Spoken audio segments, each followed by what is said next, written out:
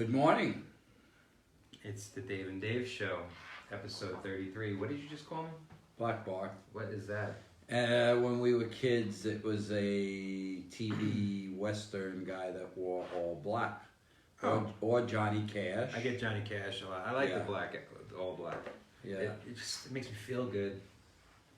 I haven't had black underwear on right now. Like a superhero? Yeah.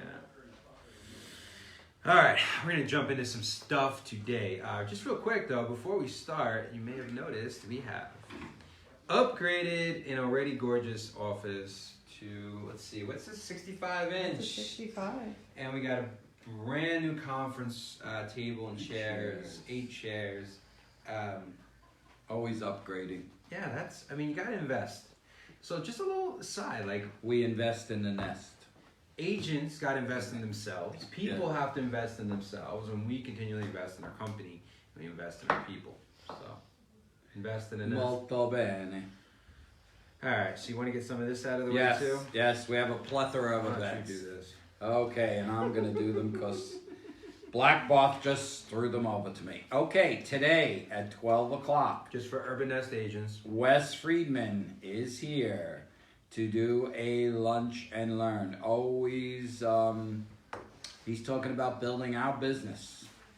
Great event, come at 12 o'clock. Wes Friedman's a lender with FBC Mortgage, a really good friend of ours.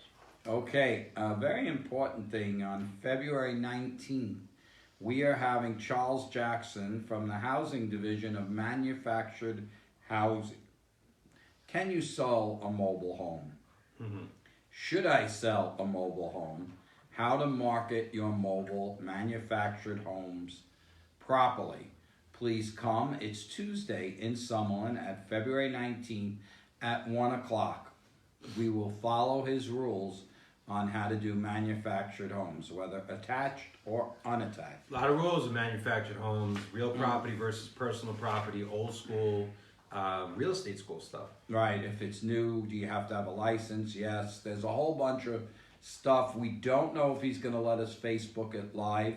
So, you know what? You need to come, RSVP, let us know. He is letting us.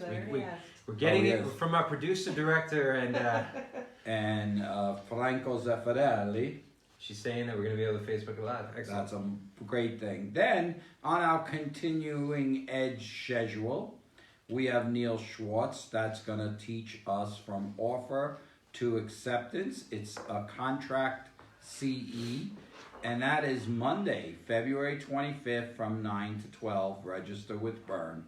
That's 3 contract CEs. That's it. How about, What? that's it for now. I guess that's all we have scheduled right now. Mm-hmm. Okay. Yeah, I mean, our end of the year top producer event is just for, that's not. Yeah, that's something to achieve for. Give a little spiel on that. So as you know, you put me, first of all, you put me off my schedule. I always do. You put me off my I do, schedule. but it's good I got to- a whole agenda it's good to right here, attain and I got goals. things. I always throw you off your schedule.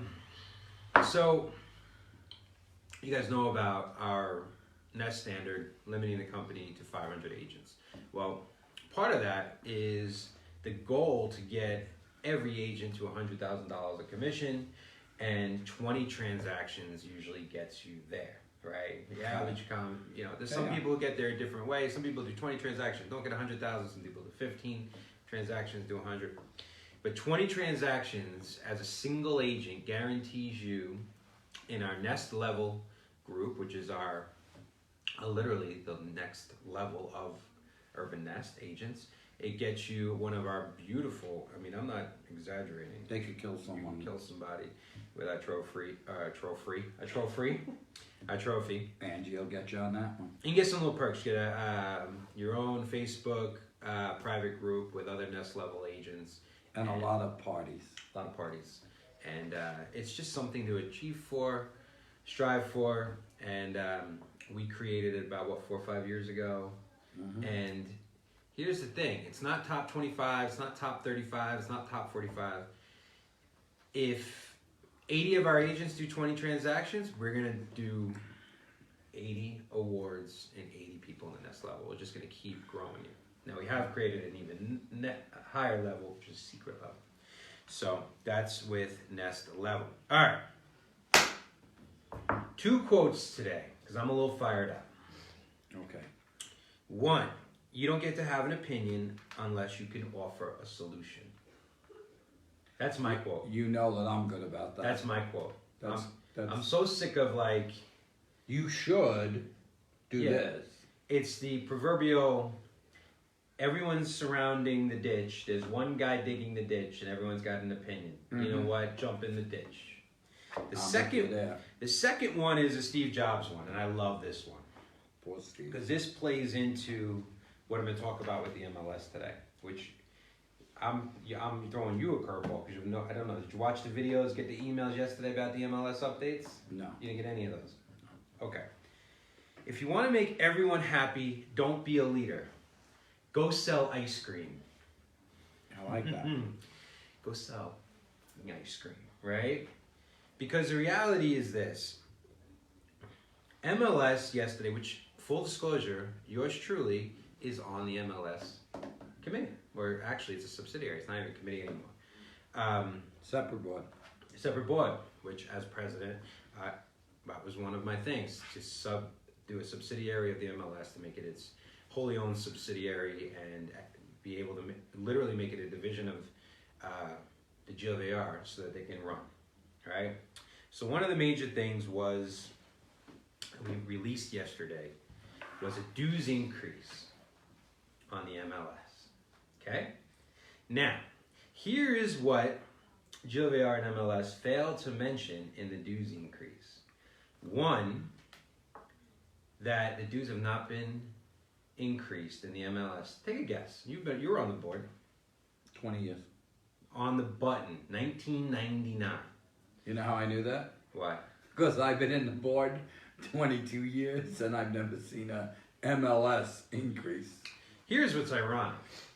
It's about $36, $37 a month, right? It's like 36 and change. So let's just say $37 a month, right? That's not the increase, that's the cost. That was the original cost for 20 years. Right. Prior to that, it was actually more expensive. Right, brought it down. Because you had the books. And the books were super expensive. So historically, the MLS dues have been higher than they are. This is a $13 a month raise. $13. That's 30%. It's 2 cups of coffee at Starbucks. 13%, 14%. I don't give a shit how much it is. It's $13. No cursing. I will curse. It's $50 a month now instead of $37 a month. Can't afford it. $600. Now, here's what I don't expect the MLS, I don't expect GLVR to say this. I'll say this because I'm me and I represent myself, right? And me. But you may not like what I have to say. I'm with you on this. Okay, I appreciate it. Jumping into the deep end with me. I know what you're going to say and I'm with you. Okay, if you can't afford $13 a month, then get out of the business. Here's the thing. Get out. Here's the thing. Get out. There's been a tremendous amount of technology added. There's been a tremendous amount of knowledge added. It costs money to do business. If you're not willing to budget yourself your cost of doing this business, then in Dave's way of saying you don't belong in the business and you should think of a new career. What's more, I mean, listen, GLVR and the NAR and NVAR, a lot of great education. We can talk about all the great things that they provide. But I could easily say one of the integral, if not the most important thing about the whole co-op system is the MLS. Without the MLS, everything dies. I could argue that it should be $100 a month or $200 a month. Well, listen, here's the thing. $600 a month for that, $600 a month for $600 dues. a year. A year. Plus $600 a year for dues is $1,200. That's the cost of doing business, $100 a month and a few other things. Tell me where you can make this type of money with such a low cost. Because I'm in. Yeah. If you could give me another. So that's just the raise. Now, I would understand if you were like, you got. Now, here's the good thing. Wait, tell the screen the good thing. The people that pay the dues and really don't work and they just want to be part of it, maybe we'll cut some of them down and make them not think that everyone and their mother is a realtor. Yes. And that the ones that are in are highly professional, and then clear out some of the stagnant agents that really aren't working. The reality is this. There are certain programs that let you in to get a license that are just way too cheap, and the threshold to be a realtor is way too easy. Well, Right? on that note, But wait, stay with me. well, All right, go for it. Cut me off. at that note, I'm cutting them off. Yes, fees are going up, but guess what? We're trying in the legislature to raise education, which in turn is going to cost more money and create harder license to get. So All I'm saying is this. professionalism is where I'm going with it. Exactly. And this isn't about trying to cut people out. But you need, just like the 500 agents, you need to raise the bar to literally light fires under people to be like, are you in or are you out? And the reality is, to be a realtor should be a minimum $5,000. It is a minimum $5,000 cost a year of doing business, which is nothing. You ask any other entrepreneur out there, it's nothing. Now, for $13 a month, you're going to get some new things, okay? A little goodies now that you gave the hard part. There are a suite of CoreLogic products. So CoreLogic is the one that does Matrix, right? Now, I'm not just sitting here making stuff up. I've sat through 5 years on the board and now 2 years on MLS, okay? Just in the last month, 2 months, I've sat through a strategic plan of 2 days of 8 hours That's of torture. industry leaders in the MLS, from Rob Hahn, from people from the California MLS, from people from CoreLogic, on the future, where to go, what to do. I've had numerous conversations and relationships with Realtor.com, Zillow, you name it, right? Because being on the board, you deal with them on a constant basis. I've been to Inman 6 times. I mean, San Francisco, New York, you name it. So, and then just recently, we had a 6-hour meeting with CoreLogic on the future of what they're going to be able to provide in ancillary products and whatnot, right? So, some of the things that I could say that we're talking about, where you're not breaking confidentiality, you're not speaking with one voice, because these are my opinions and this is what I bring to the table. Is that fair? Since you're Mr. Rule Guy, right? Yes, it's fair. This is what I've brought to the MLS. And I'm not trying to squeeze the MLS at all, or the association. They're doing a good job, but they got to have more courage. I think people are afraid of courage and blowback, right? This is what I've presented. And one of the questions on an email that was, on a pop-up that was sent out on the MLS, did you get this questionnaire? Because I didn't get it. I did. Oh, you got it. I did. So Georgia got it, you got it, and I didn't get it. So sorry. And I'm the corporate broker of That's the whole probably thing. why you didn't get it. Well, I was supposed to, because I was in the room that said I got it. All right. I did. Well, one of the question is whatever. Should we have a front-facing website? I got Now, it. the context of that can lead you in each direction. Okay? Does that make sense? I read it carefully. All right.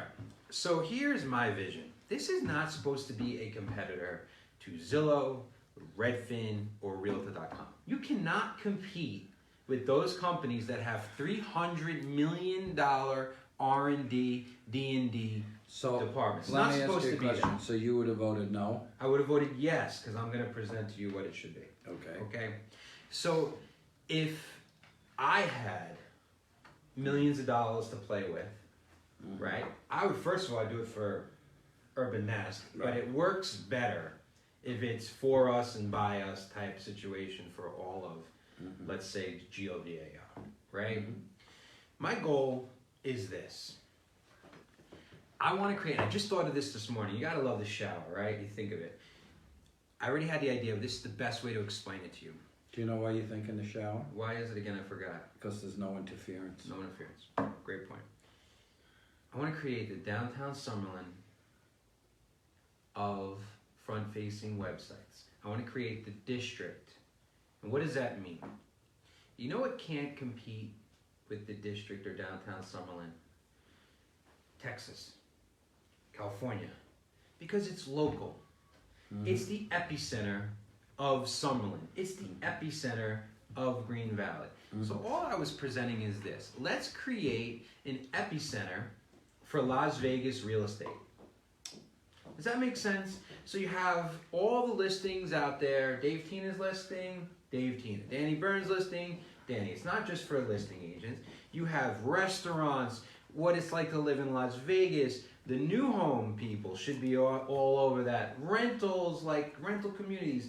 If you want to find out something about Las Vegas or Henderson or our area, this is the website that's going to give you all the data from applied analysis that we've made an agreement with. Would you not use that site if you could go to one place that had all the listings, all the new home information? Yes, of course I would. All the Everything is one touch today. Everything is one thing. It's not a competitor to Zillow. Zillow. No. Listen, we're not. MLSs are never going to be competitors to the big. Those people are worried about the Amazons and the Facebooks. It's not. You're not us. This is just a local thing to support the members, the brokerages, and our people. Agreements with the something like the Convention Center on LinkedIn, the Las Vegas Global Economic Alliance LinkedIn, the New Home Southern Nevada Home Builders Association LinkedIn. It's an epicenter. What do you think of that? I don't think it's a bad thing. Right? Okay. Do you have a take on that? I think Okay. I think that Okay. it's a lot of work, and I think that you have to have a very talented, efficient person to do it, because I've seen so many of those things go and not get done right. So for me to fully be invested in it, I would have to see a very superior being doing it. So a lot of pushback, or some pushback, could be, well, you'd be taking traffic from brokerages' websites, right? And my So that pushback on that would be, don't syndicate your listings. You know, don't Exactly. check the box to be on 30. Everything you no, but that expose. IDX is different than syndication. No, I know that. But what I'm saying My is, point is, why haven't they created it already? Because it isn't GLVAR. doesn't Houston have it? Houston has it. So Houston started out with the Houston Association of Realtors website, HAR. Then it became homes, apartments, and rentals because a lot of Texas loved it and took it on. So many, like, here's my football analogy. And stay with me if you're not a football person, right? When you held the chains all my way. When you're playing against a team that scores a lot of points by throwing the ball, you don't play their game. You play the ground game. You play your own game. You're not trying to replace. People think it's just creating something for, like, and I've never seen this done, and maybe I should just do it myself. I don't have the capital to do it. Where there's video of everything going on in Las Vegas attached to the listings of Las Vegas, something lifestyle and experiential. That's something that I think should be a purview of our association. Why are you not touching this with? Why are you not with me? I think it's more singular. I think the view you're coming out of is from the MLS sort of thing. Well, the big syndicators don't provide that. They provide No, a very no, beautiful not way saying. of looking at listings. Right. So, like, for instance, a dream of mine is to have a house somewhere from Encinitas to Dana Point, a second home, right?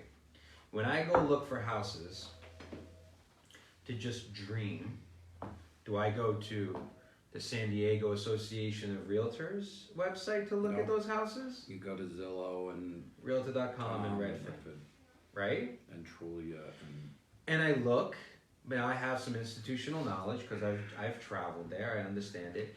But you know what none of them provide? None of Zillow, and hey, listen, Jim Bridges, if you're watching this, because I know you watch a lot of, maybe it's something that Zillow does or Redfin does. Hey, Glenn, if you're watching, go for it, because no one else is going to do it.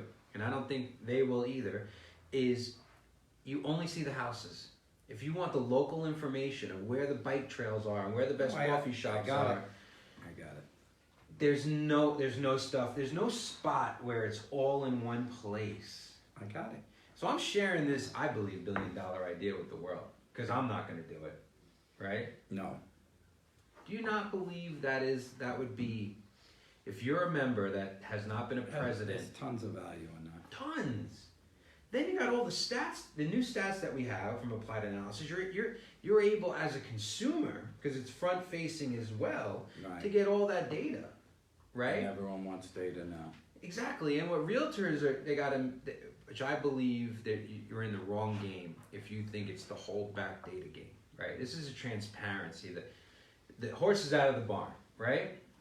The consumer not only wants, they deserve all the data. But guess what? There's too much data. Where does the realtor come in? Disseminator of the data. Mm-hmm. You go from the information age, which has become the disinformation age, which is, I go onto Google and I see 4 pages of nonsense, there's paid ads, you don't even know what's true and what's not, right? That's why you hire a professional to tell you why you're so uncomfortable on this one. I'm not. I just don't have the passion you have for it. Well, that's where I'm at with it. So, listen, I'm on that committee. There's some super intelligent people on that committee. It's a smaller committee, I keep calling it a committee. Subsidiary, the board. It's a smaller one. And I like the fact that it's smaller than the GLVR board because you're able to move faster and do things. And there's some things that we're talking about that you're going to be so excited about that's going to impact your business and your day-to-day work through the MLS in a positive way. And this isn't just, let's just tap another $13 onto your bill and not give you anything in return. We're thinking outside the box. We're looking at so many ways of doing things. And it isn't just group speak or nonsense. It's actually like, this is the best way we can make a difference moving forward. But I'm speaking for me, Dave Tina. I don't want to get in trouble when I'm speaking for the MLS. I'm speaking for me. Fair? Fair. Okay. You want to talk stats? Any questions on that as we watch? And also, GLAR, if you're watching, courage. Courage. All right, let's jump into stats. My stats: median price $300,000, available single family home Your stats? 7328, and contingent pending 2932. My take on the stats, as you do yours, is higher homes for sale, 200 more sold this week than last week. Yay, the market's going in the right direction. Now you do, GLVAR. So this is the association stats, 300,000 median price, same median price. That's where you got this one from, which that only happened one other time in the last like 6-8 months. So it was the first time, I think, wait, was I the president? Or maybe I was, no, I was not. But 300,000 is our median price. What was median price? The height of the market in 2006, I believe it was 2007. 318. 318, you're correct. So we still haven't hit it. No, from 07. Okay, here's where it gets interesting for me. January was the worst month I know at our company as far as units sold in 2 years. We follow the pattern. We followed the pattern exactly. Only 1,800 homes sold in January. Usually we're at 2,600, 3,300 houses sold for all of GLVA, all the association. This is resales, 1,800. It was a 19.20% drop from year over year, 2018 to 2019. And that's when, if you don't think what happened in politics affects our economy and housing, It does. rethink it. 15% drop just from month to month, December to January. So the bad news is that we only saw 1,800 houses. The availability was 7,200 houses with an offer. That's on the button 4 months. I haven't seen a 4-month supply in probably 2-3 years. Now, you've been hearing me say this, you say this, 4 to 6 months is considered a normal market. And what's normal? Normal is a word I don't use. We have 4 months. What it's saying to buyers is go out there because you get a good choice of what you could pick. And the sellers are a little more reasonable on price and closing costs and stuff like that. So I use stats to manage expectations. Do you not agree? I totally use them every day of my life. So to manage expectations of buyers and sellers especially, and people who have uncertainty, doubt, and fear about the market. Fair? So he would call this a buyer's market. I know it already, would you not? It is, yes. and I call it a flat market. Now, the reason why I call it flat is because I think certain segments are a buyer's market and certain segments are a seller's market. I believe there's less seller's markets than there are buyer's markets. Fair? So it's a good workaround. Here's why. Best house in the community, multiple offers, selling at or above list still. But they're anomalies now. Okay? They very much so. They are. And then so there's not huge, but there's significant discrepancies between that one house and then everything else. The rest have to compete, have to take less offers, have to negotiate the bottom. So if you have 6 houses in a community, one comes on the market that's renovated, done, positioned correctly in the community, gone. And for a high price. At list, close to at Not list. the highest price, at a price that the last comparable was sold at. Okay, I'll give you that. The Yeah. other ones that need work, back street, whatnot, Back of street, no. right? You have to be positioned super correctly. You have to be more attractive than the other ones. You're going to have to negotiate. And if you're not willing to put the work in, people are going to buy the house and they're going to renovate some of it and they're not going to pay you top dollar. That's the reality.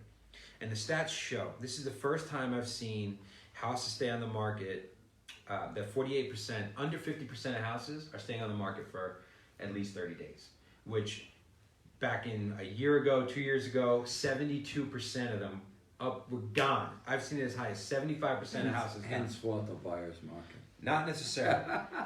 The 31 to 60 days, you're still talking about 25%. So still 75% of houses are gone in 60 days. Right. Right? And then the 90 days has risen, which just makes sense. Dramatically. To 15%. So the stats have stayed the same as far as 90 days for the last 3 years. 90% of the houses are gone in 90 days, right? But they have repositioned to now it's leaking more into 60 and 90. Okay, so we're on the same page on that. Do you believe, I saw a video, I'll mention his name, he's an intelligent guy. I don't agree with everything he says. Steve Hawks was saying, seller's market, seller's market, seller's market. Steve, if you're watching, did you see that video? No. Okay, he's saying we're in the greatest seller's market of the history of the world. I would say, Stevie, we don't always agree. I believe we will be in a great seller's market in 3 months. How do you feel about that? I think that it's hard to call it a seller's market when we're doing price reduction. It's hard to call it a seller's market when the new house doesn't sell any higher than the last house. Yep. And it's hard to call it a seller's market when the inventory is increasing so drastically and the number of houses in escrow are staying so flat. So here's something that you'll love this supports your number. The inventory is up 95%. Is this correct? 95% from January of 18 and up 10% from December of 18. So you're right. That being said, he made some good points that I've been watching too. They're not raising the rates. The rates are low. To the point where I just bought and I'm like, man, I could have got a better rate than I got. And mine's under 5. It's like 4.375. I'm mad that I didn't get 3.875, right? Is that out there again? It's under 4, it's coming back. Like they keep dropping the rates, right? You know why? Because no one's using the money, and if you don't use the money, they gotta drop the rate, which then substantiates my point with nothing being sold. A buyer is a little bit of more gold and could go and make offers. Without a doubt. Without a doubt. But do you not see that they figure out the government shutdown, which I don't believe they're shutting it down again, Neither right? do I. think they made one mistake. Exactly. I also feel like the weather, we've been seeing crazy weather throughout the whole country, right? So people snow in Hawaii, that's the one that amused me. Snow here, you got the polar vortex, it's nuts, right? So I don't think people have that. Climate change? That's a whole nother Facebook Live for another time. Regardless, global warming, climate change. You're gonna come in with whatever. Don't even go there. So I think when the weather starts changing, I totally agree. we're going to start seeing where I will agree with him. It is going to shift back with good rates, good weather, we still have more buyers, more people than we have houses. That's a reality. And a lot of people throughout the United States and everyone that's alive and watching the news have seen these stories. They're not getting the tax return that they thought they were going to get How back. does that apply? Well, the states that no longer could deduct the state tax are getting a lot less back. It's a flat number you could deduct. Here, it didn't hurt us because we don't have state tax. So I believe the states that don't have state tax are going to see a little influx from it. I don't. I do. I mean, here's the thing. If you're already on the fence and you're not loving California taxes, right? They're already coming. Wait, if you're already on the fence, this will push you, I can't even use the word fence nowadays, right? If you're already kind of there, this is going to push you over the threshold, right? And you're going to come. Yes, does that positively affect us? Yes. But I think you're also going to have the same people moving back into California. People with money are going to stay in California even if they can't rent it out. Absolutely agree. So, all right, so we're on the same page on that then. I mean, And I'm going to add a little something controversial, and people are not going to like me for this, but I'm going to say it because a lot of people, a lot of agents, a lot of people in politics will say, oh, we're becoming California or we're becoming this. The last I saw, California isn't a curse word, and our economy is helping to boom by the California buyer. So what's the saying? Don't bite the hand that feeds you. or the one I like, mine's be careful not to step on the foot that's attached to the ass one day you may have to kiss. Well, mine's a little less. But just remember that yes, things may be changed. Change isn't necessarily bad. But when you start knocking the people, that attitude is not positive in life. And I can remember when I first came here in '97, and people that were originally from Las Vegas were saying, you damn people moving in are changing our city. 22 years ago. So don't be that person. Say, hey, thank you for buying that house. You really are increasing our... So you can't sort of have your cake and eat it.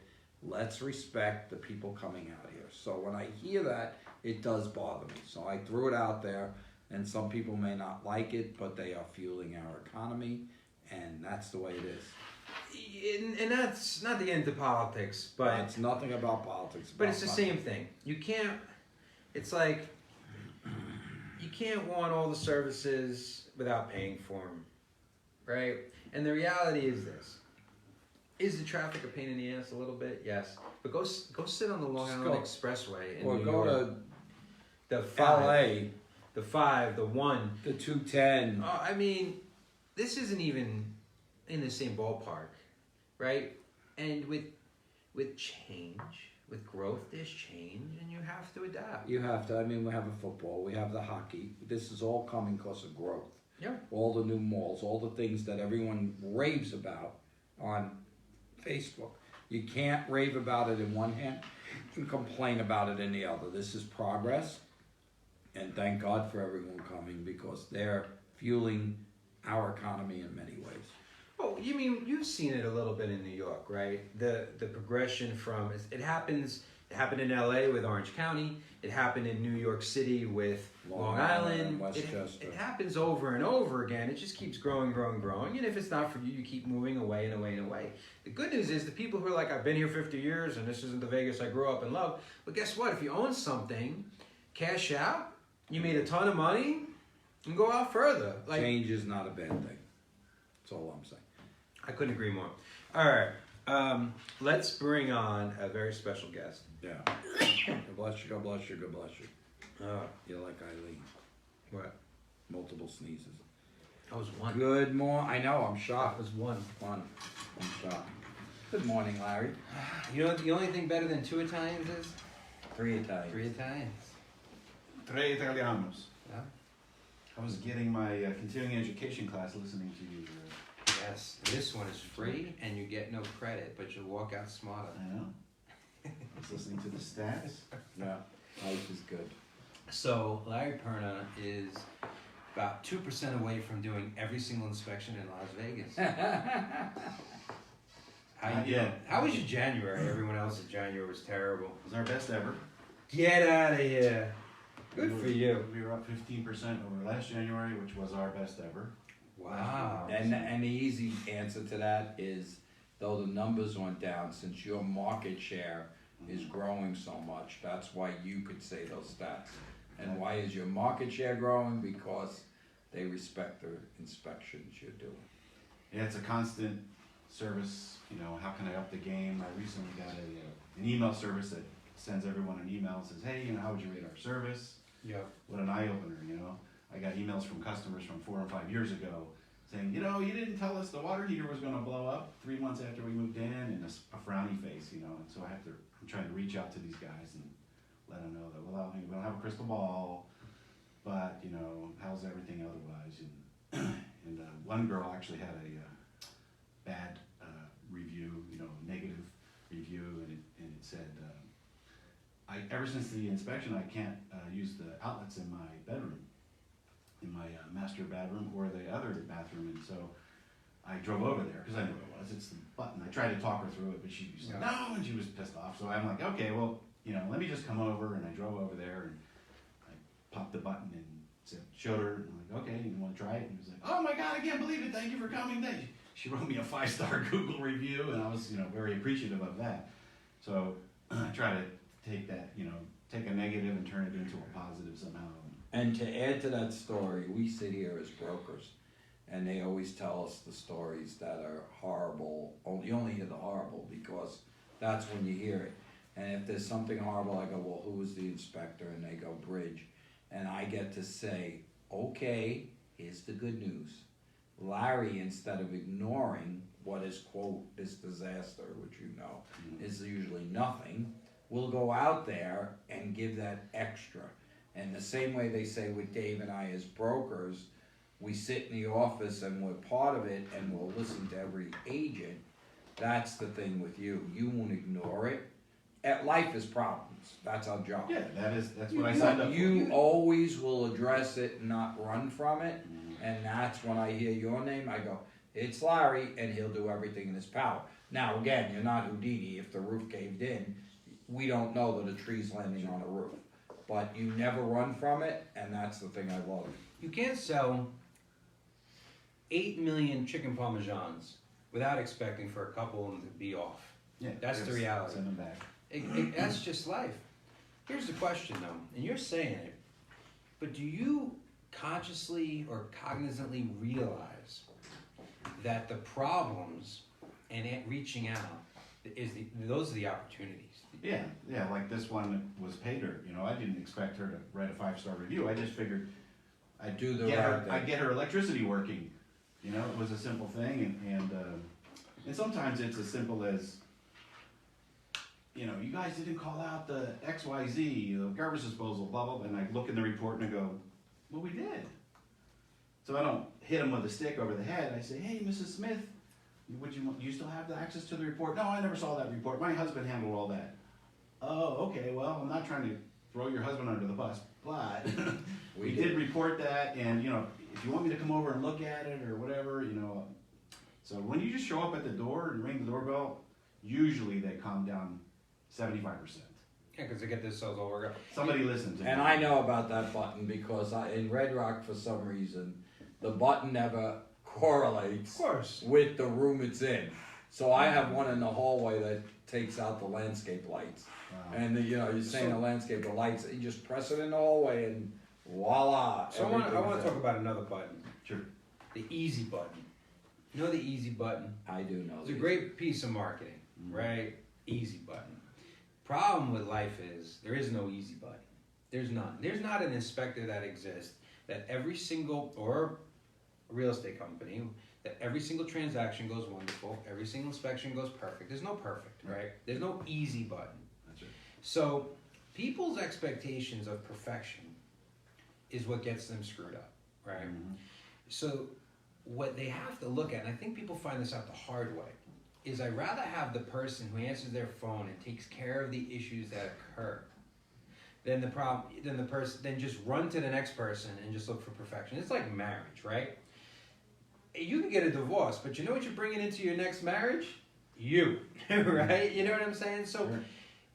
I think what sets you apart and what sets people apart that are successful like you is the ability to show up when things don't go right, because inevitably they're not going to go right, and the ability to make them right from that point on. It's true. And I you mean, can't, you can't make them right all the time. I know that. I hear irrational things. yeah, the guy And I flushed the go- toilet and it didn't work for him. Yeah. And I just moved in. Why is this happening? He doesn't realize that there was handyman and painters and tile guys in the house since we were there. Yeah, that was Putting wrong junk now down the on- toilet. Down the toilet. All he knows is that his house, he was expecting it to be, but there's literally the little tiny powder rooms in some of these houses. There's a sink and a toilet. We have to go in and we have to check, is the toilet secure to the ground? Does the lid work? Is the tank cracked? Is it the right tank? Does it flush? Does it hang up where you gotta jiggle the handle? Does it swirl? Does all it, so there's, for just one toilet, there's 20 items. Without that, The supply line, now the sink, the hot and the cold water. So that one little bathroom, 5 by 7, there's like 45 items. The fan, the light, Yeah. the outlet. Now you take a lot. a house that's 5,000 square feet. There's 10,000 items. So we're expected, as you are, to go 10,000 for 10,000, impossible. and we do 10 a day. Right. Impossible. So that's 100,000 out of 100,000 every day. Now do that 30 times in a month. And There's there's gonna be there's something. going to be something like, hey, we didn't that my toilet doesn't flush just right, and many times we have to document the heck out of the job because somebody says, hey, my steam shower doesn't work when I moved in. And I go, well, I have a 3-second video here. Let me show it to you. Yeah. Water, steam. I agree. Oh no. Everyone should be forced to rip apart their house. I'm going through it right now. And the more you rip off, the more you see. Yeah, pull that baseboard off. It's black back there. What? How come you didn't see that? Oh, you And it's not only that. There are things on buying a brand new house and renovating a 20-year-old house that they both need. You don't even realize it. What are those little valves on each one? They're not anti-siphon. Are they anti-siphon valves? No. On the hose bibs? By the toilets, the little things that Supply valve? on the new houses they put such cheap ones in. Mm-hmm. You gotta the minute replace you them. touch them, yeah, they drip. They drip. On the old ones, they're so old, you gotta The minute you touch replace them, they them. drip. Right? The reality is there are so many opportunities for something to go wrong in this house Mm-hmm. just for happenstance. Then you take into account things you can't control like weather. Handyman. Yes. And it's a whole new world. I'm going to throw off the subject a little bit. I always, on my new homes, got home inspections, and I own many new homes, but we're getting a lot more complaints about people moving into new houses and not being as good as they should be. What are you finding in the new home market? Well, since we have done so many new homes now, and we seem to do them almost every day now. It's amazing. I got a call from somebody the other day. Hey, have you ever done a house in Reverence? Yeah, I've done a few in Reverence. What do you think about them? Well, mixed reviews, right? I Right. said, I personally like the Pulte homes that they're doing up there and this and that. I said, but here's the thing. You have to have a relationship with the person that's in charge of your house. He has to know that you care, and that he has to know that you're getting an inspection because, yeah, I've seen some amazing things that were just not satisfactory at all. Brand new AC units, house has 3 units, one of them doesn't work. Why wasn't it tested, Or Right. it's like there's 0 Freon in this, another one in a beautiful multi-million-dollar house, brand new. So it's just, these guys are human. Now, on the bright side, the minute you point it out, they fix it. So I love that. I'll tell you what, I have a newfound respect for Reverence after I have to do everything myself. Oh, seeing how hard it is, actually. Yes. And they do it on a massive scale. All builders in general. I gotta, again, back to just showing up. I don't know how the saying goes. What percentage of life is just showing up? You've taught me that. Just go, right? Get out there, show up, good things will happen, right? Luckily, I've got some great subs that are like, I want to do more work. I'm ready. But just getting people to show up That's right. is a whole nother game. Oh, yeah. And then And they've got to get so many crews to show up. and the quality and managing the whole process, it's a thing. So Overall in Vegas, we build beautiful homes. We really do. yeah. I've never been to like go A through F. I've never been on an F. I've never been on a D. I've never been on a C house.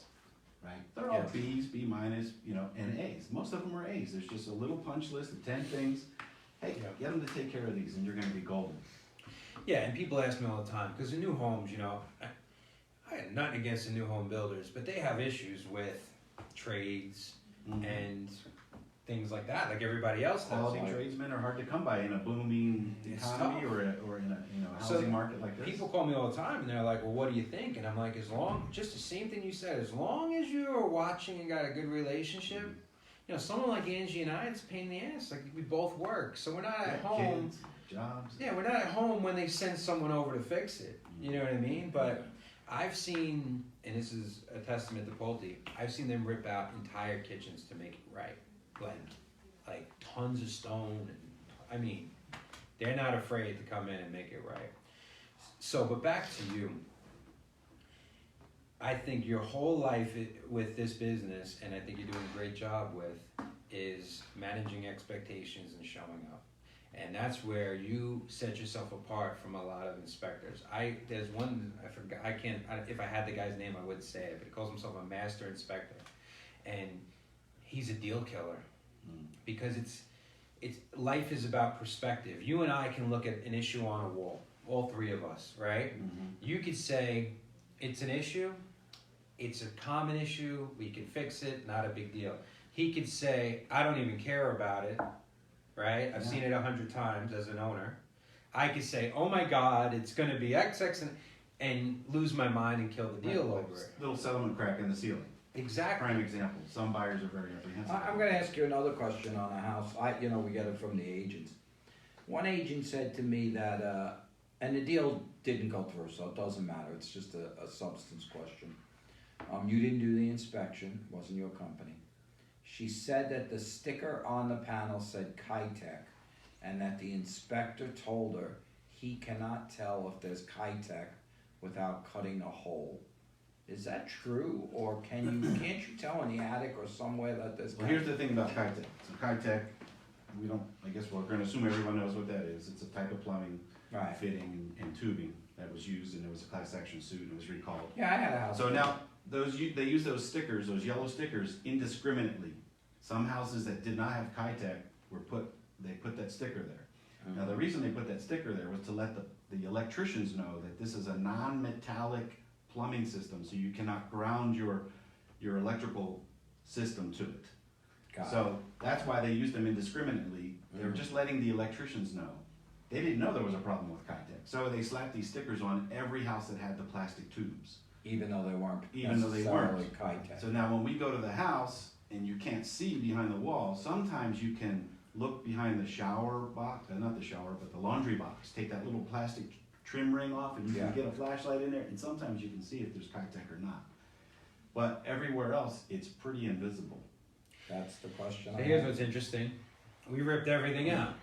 So we have a plumber in there yesterday, and he's like, you used to have Kitech, huh? I'm like, what? He goes, yeah, all this tubing it's not 20 years old. It's fairly new. Because we were like, do we have to replace it all? You know what I mean? And he's like, no, it's new. And I'm like, I didn't even know, because I lived in that community prior to that, right? Not sure. And I didn't even know I may have had Kitech or not. That's because it's 20 years old. Yeah, some homes were repiped before anyone ever moved in because they were in the cycle. And my Woodside in Solano was a class action, and they came through as long as you let them in. They replumbed your whole house. And in all honesty, I have a good eye, and I can't tell where they cut a hole. Yeah, some of those guys are just magicians. It was like you come in one day and you see the hole. You come in the next day and you can't tell where it was. So in that situation, I'm going to push a little further. You see the sticker, but you can't see. What do you do to tell me if there is Kitech or not? So we have a run into this hundreds of times. Right. So if we cannot see evidence of a repipe, now typically if it has been repiped, you'll see evidence in the attic. Because they don't run them through the slab anymore because the slab's already done. So they run the new pipes through the attic, and now you can see, which ours were. Yeah, you can see the new pipes here, right? Now, sometimes they cover the pipes with insulation and you can't see it. But there's little divots in the wall underneath the sink. You look under there, that looks like, even sometimes they'll cut it and you can still see the old ones. So let's say I have Kitech, or I think I do, and it hasn't been replumbed, do you start cutting holes in the walls to We're find? forbidden. NAC 645D prohibited acts. We cannot do any invasive testing, cutting. So they have to have nothing. someone come and cut. Have to have a So plumber. then So you we have say, a plumber come, say, look, okay. we see a Kitech sticker. We suspect this home might have been plumbed with Kitech. However, we cannot see any evidence of a repipe. There's also a sticker they put on the kitchen cabinet sometimes. It says, here's, who did your work, 10-year warranty. Right. There's no sticker. There's no evidence of a repipe. We suggest a further evaluation by a licensed plumbing company to come in here and check it out. And some companies will do it for free. You're truly the general practitioner. You're the Generalist, checkup. yeah. But I use the metaphor all the time. You're the general doctor. Take your blood pressure, weigh you, do some easy tests, That's and right. if we think you may have an issue, we send you to the specialist. Yeah, your plumbing system might have a brain tumor, so we want you to go see a plumber Yes. just to make sure. But most times, a lot of houses have been repiped, and you can see it. Oh, you got brand new pipes up in your attic. Yep. You've got a replumb sticker, and we found this receipt from Better Plumbing from 7 years ago. Yeah. So that's usually all it takes to seal the case. But still, we don't know. We can't say 100% because we can't look beyond the walls. But that's what we like to see. We like to see documentation. We can also look up online. Did they pull a building permit? Every house that had a repipe would have had to have a building permit pulled. It's tempting for you probably because you could do all this. Yeah, I to mean, get I behind the enjoyed wall. doing all that. And Yeah. my first couple of years doing this, it was like, Yeah. Yeah, you because could spend 5 hours in that. right, because us as the agent, we don't want to have any knowledge of it and then not go as far as we can to try to help the person in to see what it really is. Yeah, so sometimes we lean on the agents to ask for the sellers for the documentation. Well, the first thing I said was on this situation is call the HOA because the they have HOA records. always knows if there's Kitech because they were the ones that were in the joint. But even then, knowing what I know now, nobody wants to do it. I know the seller doesn't want to do it. The buyer doesn't want to do it. You're almost like cut the tiniest piece, check. I mean, no, even if it's under The plumber would do that. absolutely. under a cabinet. That's cut. if I had any doubt, I would do it in just like In you the said, laundry room. the laundry room, Yeah. and I would check for it. Yeah, I would. So what happened is they used copper for about a foot to 18 inches. And then they connected the Kitech down here. Because when they have those fittings coming out of the wall, they want copper to bite onto for the supply valves. Yeah, So you see, it looks like, it's all copper. No. But if Yeah. you get down inside there, down 12 inches, it's Kitech. then we had another Yeah, but inspection. is it different? Wait, now you got me worried. Is it? I still have. No, I have copper, then I have the actual tubes. I guess I just replaced Yeah, it with just the use other. it. But they're probably clear tubes. Right. They are clear. Yeah, yeah, they're this is not- got- we had another one where it was in the Vistas, and I knew that the subdivision had Kitech, and the inspector found, and I don't know if it was your company or not, but there were little water leaks on almost every joint showing water, showing that there was water in it. And when the agent came to me, I said, excuse me, I happen to know that builder is out of business and there is Kitech, where I was gonna buy that house, remember from. Listen, I mean, thank God I was gutting the entire house. I mean, we removed the fridge, right? Built-in fridge. But no, it was just a regular fridge. But the water line. Wait, That happened in my house. the water line was turned off. You know what pushed the water out? The RO system that was full of water. So it just pushed out the water from the RO system, and that came out. So like, I think it becomes again expectations, and it's your capacity, right? The more you know, the less it affects you. Like you could show Larry almost anything at this point because he could build a house from the top to bottom, and it's not going to freak him out. But you have to explain it in a way to the consumer and to the You have agent. to have a good bedside manner. You get down off the ladder and they say, how's the roof? And if you go, oh my God, that's it. The deal's dead. Well, it's spongy. Yeah. Well, and if it is, you gotta say it is, Yeah. right? It's like that commercial. That's the one I So don't have want you to worked hear. with this doctor before? Well, he's good. Oh, I love he's it. okay. He's okay. I just got my license back. Yeah. He's Well, okay. not officially. Yeah. Don't worry I about love that. He's commercial. okay. I mean, It, I it came makes down me off, sweat a little bit. I came down off of a roof one time and the agent showed up and she was a friend of mine and she's like, how's the roof? It was a shake roof. Yeah. I'm like, She goes, "Oh, don't tell me that." I said, "No, I'm serious, man. It's not good." Yeah. And I happen to know the buyer. You know, he's an electrician, and I said, "Look, you know, now that you know, build it into your deal somehow. You guys got it, you have of your course. magic. You know how to work this." And that's what I said on this one deal. The buyer got out because they're elderly like me. I don't want to insult anyone, but they did not want to go into a house that each joint, and then then the seller said, "Well, I'll fix it." But then is there mold damage? How long has it been leaking? Yeah. And basically their feeling was for us to buy the house, we have to gut every sheetrock to see so they didn't. Yeah, and they probably didn't have to. No. A plumber could have repiped that house for $5,000 to $6,000, $7,000. I gotta tell you, brand new plumbing system. now I'd almost be like a flipper. The more issues I found, the more I'd love it. Because it's like, it's not as big of an issue As you make it. as people make it. People just get so caught up in the nonsense. There's very little mold that's an issue. Oh, yeah. I mean, you could just start taking out some walls. I mean, it's not, you gotta also watch the mold You remediation can find mold companies in almost any home if you want to. of any number of years. You know, not a brand new home maybe, but any home that's had people living in it, you could start pulling baseboards and pull up toilets. And I used to tell them, my mother used to punish me by taking the Brillo in the kitchen sink used to leak, and she'd go, "Clean that black under the kitchen," Right. which was mold, to make me Brillo it clean. Sure. I It's a said, bleach, right? yeah, and I was like, and Brillo is like a soap. I know, I remember Brillo. And I was like, oh my God, I probably was. Wasn't Brillo the actual crazy, It's like that The metal. Brillo pad? Yeah. Used to get the metal in your I fingers. remember, you had a Special Brillo treat. pad and then you had this sponge. Yeah, I don't have the Brillo pad anymore. I don't even give you ideas. Maybe I should go back to the store and get that. You will take the enamel off the. Yes, I agree. So I mean, mold it's everywhere. It's a natural thing. It's not a big deal. But if somebody's allergic to it, it's a big deal. True. But they could be allergic to anything. That's right. So the moral of this story is you've got just a taste. Larry, you know what I love about Larry? He's not selling. He's just showing. Right? He's showing you what he's about. He's not talking the talk. He's walking the walk. We love him. We use him. I use him exclusively on my own homes. Yeah, we appreciate your business. Thank you, brother. Me too. He's done all along. All right. Red Rock, knock on wood so far. I did one across the street from your old house. Oh yeah, Red Rock. on Glowing Sunset. Yeah, Or, on Glowing Sunset. yeah, they're selling a lot. It's selling again. It's picking Yeah, in up. fact, I think she was an agent, the person who lived there. Did you do the 3823? I don't remember, but it was directly across the street from your place. Oh. All right, you guys can do this. Let me just wrap this up and we can get you out of here. All right. Okay. Thanks for having me. You want no? You could wrap it up. I think you guys want to both it. No. Oh, let's just wrap it up.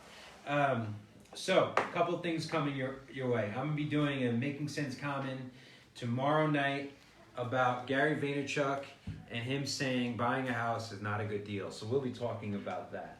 Interesting. I'm not saving it till next week. I'm putting it on my own. You want a piece of that one next? I'm leaving it all up All right. to you. So the takeaway is this today. Listen, with MLS, with the market, everything's mindset, right? And you have to be willing, in my own opinion, is to take a stand on your opinion and what you believe in. And that's what it's about, courage and leadership. You agree with that?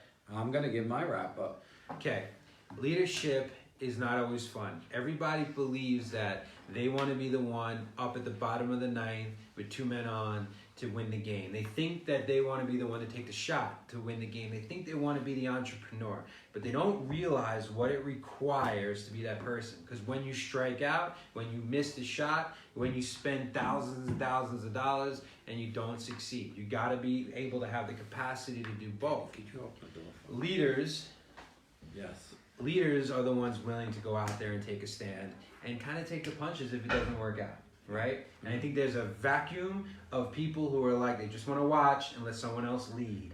Mm-hmm. And I think to bring it full circle, what we are doing is we're taking a stand in the marketplace and saying that one of our biggest issues, professionalism, whatnot, is we're going to say, this is what we require of Urban Nest agents. Here's the amount of agents we're going to have, and this is how we're going to walk the walk.